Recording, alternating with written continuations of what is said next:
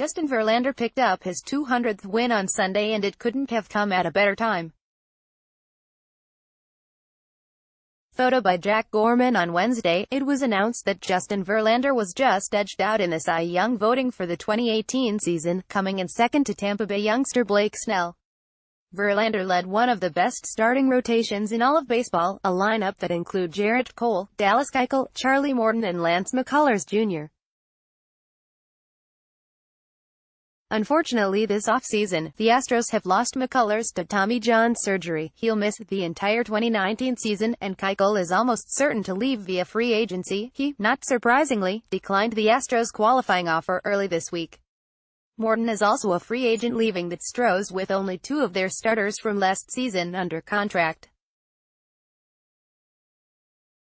The question for Jeff Luhnow and the Astros front office is how to replenish their rotation at a time when the team will remain in contention for at least a few more seasons. At this point, they would seem to have three options. Build from within. Both Josh James and Framber Valdez had promising starts for the club at the end of last season.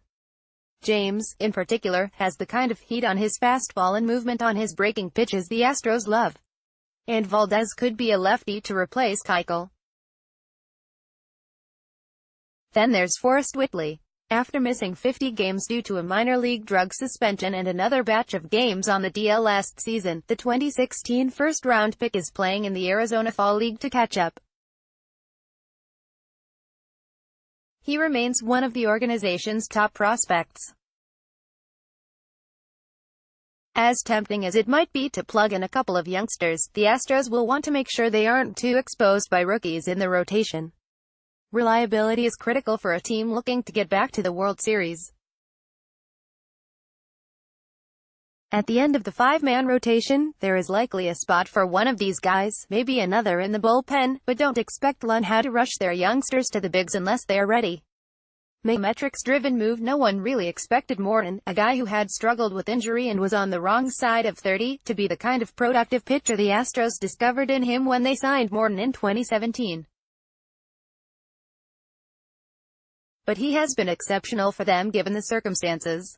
The same goes for Collin McHugh, who is now one of the club's most reliable relievers.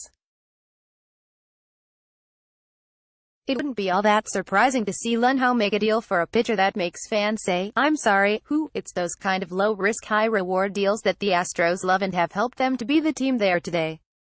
Go big on a trade. There are reports that guys like Corey Kluber, Cleveland, and Madison Bumgarner, San Francisco, are available at the right price. Bumgarner would cost less because he is in the last year of his deal. Kluber would likely mean dealing either Whitley or Kyle Tucker. But either would be an upgrade over even what they had last season at their number 3 rotation guy, Keuchel. The Astros don't have one of the top 3 or 4 farm systems in the majors, but they do have one that is quite deep.